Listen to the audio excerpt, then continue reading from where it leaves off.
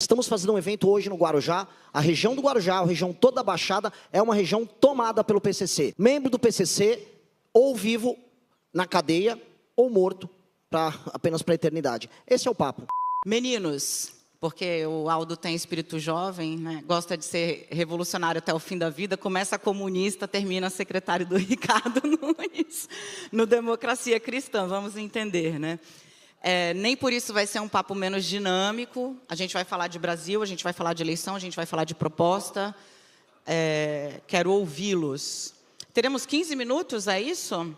Vou só pedir para me confirmarem aqui. Queria trabalhar com um pouquinho mais de tempo, já que somos 3.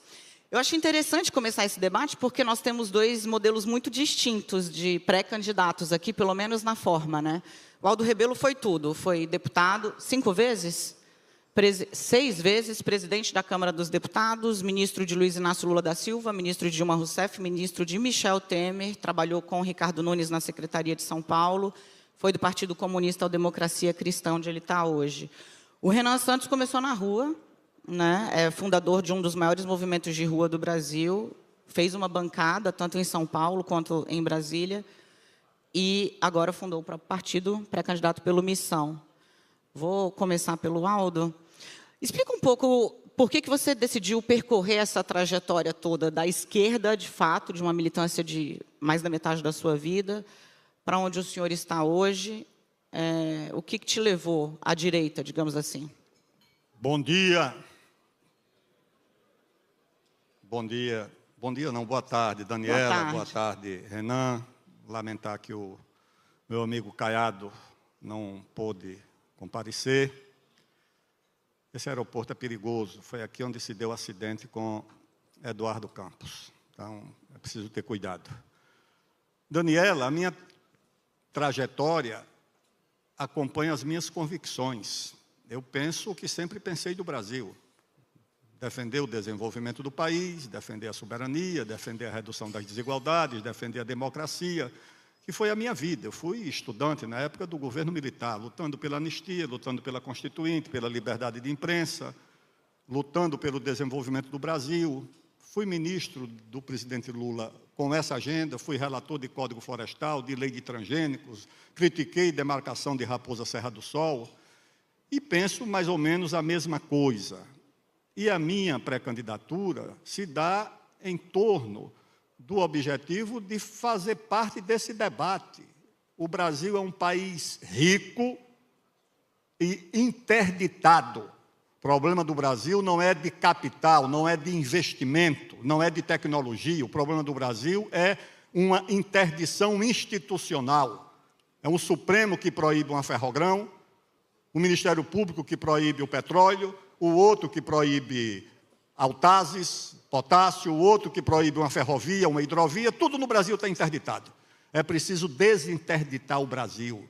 Uma mina de potássio não, de terras raras, autorizada, rendeu 14 bilhões de dólares. Nós poderíamos ter 200 minas dessas, mas tudo isso está interditado. Então, o primeiro debate é desinterditar o Brasil. Como é que vai fazer o ajuste fiscal? Eu já deixo o senhor retomar a ideia, porque se eu não segurar o relógio aqui, o senhor vai que vai, porque eu conheço. O senhor fala que o Brasil está interditado e que isso é um problema institucional. Renan, muita gente vê o MBL como parte dessa disrupção, digamos assim, né? Que ganhou as ruas em 14, 15, 18 deu o fruto institucional mais forte, foi o Bolsonaro presidente. Você se vê parte da solução ou do problema?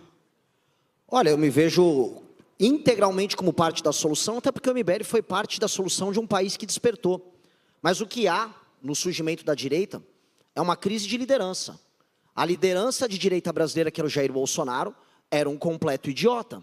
E aqui já me apresentando, meu nome é Renan Santos, tenho 42 anos, fundador do Partido Missão, fundador do MBL, futuro presidente desse país, e quero colocar as coisas de maneira bem clara.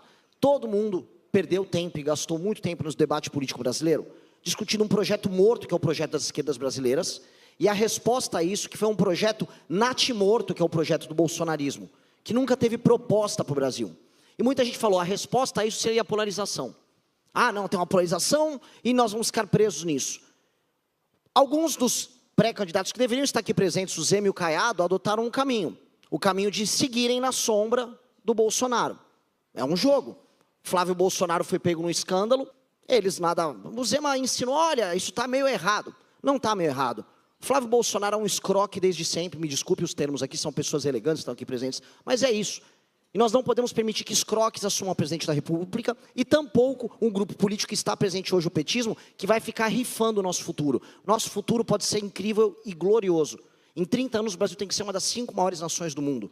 E eu estou propondo, junto com uma geração toda nova, não à toa lidero essa geração nas pesquisas, um tipo de Brasil que vai poder enfrentar todos esses problemas, enfrentar a questão das terras raras, ganho de produtividade e assim construir um grande futuro. Então vamos começar bate-bola rápido aqui. Aldo falou de ajuste. Pré-candidato, começa o ajuste fiscal por onde? Pela receita, tá certo. Tem que ser pela retomada do crescimento. Você pode cortar despesa? Pode. Vai enfrentar resistência do judiciário, do Supremo, das corporações, mas pode cortar despesa. O desperdício é grande. Mas o ajuste ou é feito pela receita ou o país amplia a base da arrecadação, porque o presidente Lula quer aumentar a arrecadação aumentando impostos. O resultado é a maior fuga de domicílios fiscais do Brasil, fuga de empresas para o Paraguai e para a China. Quem não quebrou? Quem imaginou que grandes empresas que quebraram recentemente iam quebrar? Então, o ajuste tem que ser aumentando a base da arrecadação e, se possível, com a redução da carga tributária. Aumenta a base da arrecadação como? No andar de cima? Olha a plateia. Aumenta a base da arrecadação como? Taxando o andar de cima? Falei para o senhor ver bem a plateia. Aumentando a base da arrecadação. E, se você aumenta a base da arrecadação, olhe, se o país passar a crescer 4% por ano, a curva de juros vai embicar para baixo.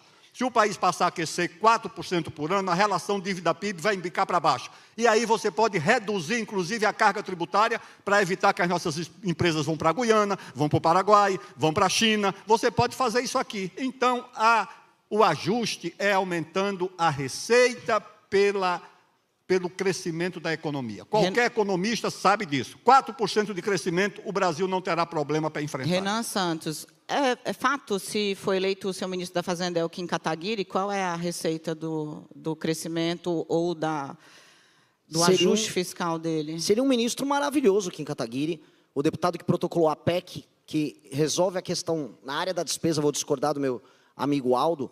Nós temos que fazer um ajuste na área da despesa, e a PEC protocolada que já endereça esse assunto, é uma PEC de 3,3 trilhões em economia em 10 anos, é uma PEC justamente que o Kim começou a endereçar. Temos que começar a andar pela área da despesa, porque temos que dar um choque de credibilidade nas contas públicas do Brasil. O choque de credibilidade vem, os investimentos vêm, e a gente tem as duas coisas ao mesmo tempo, que é o crescimento somado ao fim da tensão no longo prazo para os investidores, entendendo que o Brasil será um país capaz de arcar com seus compromissos. Essa é a base de um crescimento econômico sustentável e mais, todas as experiências internacionais e a literatura séria a respeito dão conta de que o ajuste mais duradouro é sempre o ajuste no campo da despesa, que é o que nós vamos fazer. Corta onde? Me explica. Porque é fácil falar cortar na despesa. Vamos cortar a despesa. Como? Não, no que é mais impopular, Dani. Eu vou começar já com o mais impopular. Desindexando tanto a aposentadoria quanto o BPC do salário mínimo. Ninguém vai querer falar isso nas eleições. Os demais fiscalistas que colocam ali, volto a colocar. O Flávio disse que não ia ter proposta, ia dançar, provavelmente estaria dançando aqui nesse palco. O Zema não quer falar do assunto, disse que só vai privatizar a Petrobras. Então não garante reajuste real de salário mínimo, nem de aposentado. O reajuste é feito na inflação e o presidente pode fazer o ajuste real. O que não dá para ter são os gatilhos automáticos. Gatilho automático acabou. Desvinculação, temos que fazer uma nova reforma da Previdência e tem que ter coragem de fazer isso e falar isso em público, igual o Milei falou. Não adianta a gente se esconder, senão a gente vai meter um estelionato eleitoral no eleitor e eu não estou afim de fazer isso. Gostei do ritmo, Aldo. Reforma da Previdência 3.0, 4.0. O Lula fez 2, mais ou menos, né? Temer tentou, Bolsonaro teve, Paulo Guedes a versão dele. Como faz? Porque a conta não fecha ainda. O problema econômico é parte do problema político. O Brasil vive um ambiente, uma situação onde quem tem poder é concedido por uma norma, por uma Constituição. A autoridade é concedida por uma biografia, por um comportamento. Respeito entre as instituições tem que ser pelo poder, mas também pela autoridade. No Brasil, infelizmente, quem tem poder não tem autoridade. E é preciso recuperar no exercício do poder a autoridade de quem o exerce, que no Brasil acabou, no Congresso, no Executivo e no Supremo Tribunal Federal. Essa que é a verdade. Da Previdência ele não falou, mas falou de Judiciário. Eu quero saber, reforma do Judiciário é uma pauta que está em voga hoje. Qual é a sua? Claro que a reforma do Judiciário tem que começar com uma emenda à Constituição, que tem que ser apresentada no primeiro dia do governo, um emendão, eu chamo de emendão. Todos os artigos que dão ao Supremo o poder de interferir e substituir os demais poderes têm que ser revogados, senão o país se torna ingovernável. O Supremo é quem decide se tem CPI, se não tem. O Supremo é quem decide sobre matéria tributária. O Supremo é quem decide sobre orçamento. Isso não está na Constituição, isso se chama usurpação de atribuições e gera, não é apenas insegurança jurídica, isso é pior, é insegurança institucional entre os poderes. Eu tenho dúvida se isso amplia ou o país é ingovernável. Ou diminui a insegurança institucional, mas quero ouvir qual é a sua proposta de reforma do Judiciário, Renan. O Judiciário tem que cumprir apenas o papel de guardião da Constituição e de ator que discute temas abstratos ligados à questão da constitucionalidade, e não mais como última instância do processo legislativo. E mais, ministros do STF não podem ter escritórios ligados a eles fazendo negócio por aí, todo mundo sabe que isso ocorre. Decisões monocráticas têm que acabar, tem que haver filtro de entrada, são 8 mil ações que rolam no STF brasileiro, enquanto na Suprema Corte Americana são 50. Nós temos que criar uma corte que cuide do tal do foro privilegiado, feita por desembargadores com mandato de no máximo de 2 anos. E concordo na temporalidade com o ministro Aldo. Tem que ser logo no início do mandato. Um presidente que chega com moral, coisa que infelizmente os que estão primeiro nas pesquisas não têm, ele tem que chegar com essa moral e não para guerra com o STF. Eu não quero guerra. Eu quero que todo mundo tenha suas atribuições. E aí sim o poder executivo recupere seu poder de executar. Porque o que o Brasil está faltando é poder de execução. É fazer as coisas acontecerem. Minha geração está de saco cheio de ver as coisas acontecerem no nosso país. Deixa eu puxar vocês para o plano terreno, porque o Missão Partido Novíssimo vai para a primeira eleição agora, e o Democracia Cristã, partido antigo, nunca teve uma representação que pudesse garantir uma base para qualquer governo. E vamos olhar o Congresso de hoje, né? Nem Bolsonaro teve maioria tranquila, nem Lula teve maioria tranquila. Na verdade, tranquilidade é uma coisa que não tem desde que o Congresso... Oi, Rodrigo Maia... Inventou o orçamento impositivo, passou pelo secreto e agora está aí no meio do caminho. Como é que faz para governar sem base, Renan? Porque maioria você não vai ter. Vai ter que ter base. O presidente da República vai construir base. Meu partido hoje é um partido basicamente pequeno, porque ele tem 6 meses de idade, mas, na hipótese cada vez mais provável de vencer a eleição, o meu partido formará a maioria. Eu também terei inúmeros deputados eleitos por ele. E eu vou conversar com as lideranças partidárias em Brasília, sem medo de composição, Daniela. O que eu não vou ter é composição baseada nesse jogo imundo que está rolando hoje. Não dá. O Brasil não pode ser tocado pelo Centrão, e eu digo mais, quem manda na lógica atual do Centrão são os parlamentares dos estados menos... Mas vai negociar com quem, Renan? Porque o partido que mais cresceu no Brasil é o PSD, o MDB, vou conversar com eles. Só que eu não vou conversar com a banda podre. Todos os partidos têm nomes bons para indicar. Não tenho problema nenhum em trabalhar com eles. O problema que eu vou ter é ser indicado no sistema de incentivo mais imundo que tem, que é baseado na troca de favores mais baixa. Num governo nosso que vai ser eleito com projeto, eles vão participar e vão vencer comigo no projeto. Entrar no jogo para roubar, eles vão ser tocados para fora. Aldo. Olha, está ali o Rodrigo Maia, era o líder da oposição, quando eu era líder do governo, presidente da Câmara, e havia ali um governo de corresponsabilidade. Havia diferenças grandes. Era um líder combativo, fazia uma oposição muito dura, ele, ACM Neto, Ronaldo Caiado também. Mas a gente dialogava. Eu fui no casamento do ACM Neto.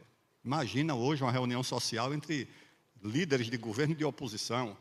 Quando o Brasil atravessou a regência, com guerras civis simultâneas, o Dom Pedro II chamou o Marquês de Paraná e disse, faça um gabinete de conciliação. O país voltou a crescer, teve paz, fez ferrovias. O Brasil precisa de um governo de conciliação, um governo de união nacional, que não vai sepultar as diferenças, elas vão continuar existindo. Mas será que o país não tem nada em torno do que se unir? Será que retomar o desenvolvimento não une o país? Empresário, trabalhador, classe média? Será que o país reduzir desigualdades não une o país? Eu sei que isso aí pode ser uma coisa... O romantismo, que eu não vejo outra forma de fazer política, tem que ter romantismo. um governo de união nacional, um gabinete de conciliação que deixa o país respirar em torno do que une, porque os problemas unem o país. Se os problemas unem, pelo menos uma parte da solução tem que unir. Então fica aí para quem tiver esse desafio, pensa nisso, senta, conversa, discute, as divergências são essas, mas isso aqui une o país, como nós tivemos condições de fazer durante muito tempo lá no Congresso Nacional. Eu não quero deixar Vossas Excelências saírem daqui sem falar do assunto que preocupa muito o brasileiro hoje, que é segurança pública. Então, eu vou pedir licença ao João Camargo e à Camila. A gente tem ainda 10 segundos aqui. Eu vou botar mais um minutinho no meu relógio. Renan, você falou até em pena de morte no Brasil. Estrutura para a gente rapidamente aí qual é a sua ideia para a segurança pública. Gostaria de ter, mas precisaria de uma constituinte. O meu governo, e pegando um gancho de um tema importante, um governo de união nacional é um governo que vai declarar guerra ao crime organizado e vai eliminar toda e qualquer possibilidade de ocupação territorial. Estamos fazendo um evento hoje no Guarujá. A região do Guarujá, a região toda da Baixada, é uma região tomada pelo PCC. Membro do PCC, ou vivo na cadeia, ou morto, apenas para a eternidade. Esse é o papo. Ele cravou 30 segundos, Aldo. Eu creio que você tem que separar o que é o crime comum do crime organizado. O cidadão que comete um crime no trânsito, não tem antecedentes criminais, ele vai ter direito à audiência de custódia, habeas corpus, etc. O crime organizado não pode ter isso. Você tem que ter, dura a expressão, leis de exceção para o crime organizado, para que o Ministério Público, as polícias militares e civis e o judiciário possam agir com eficácia contra o crime organizado. Preciso interromper. Se não for assim, você não vai resolver o problema. Leis de exceção para o crime organizado. Que a Justiça, a Polícia e o Ministério Público tenham condições de enfrentar, porque não pode ser tratado como mais um crime comum. Deixo aos colegas da imprensa a missão de, sem fazer propaganda partidária aqui, para o novo partido, deixo com vocês a missão de seguir questionando os pré-candidatos. Boa tarde.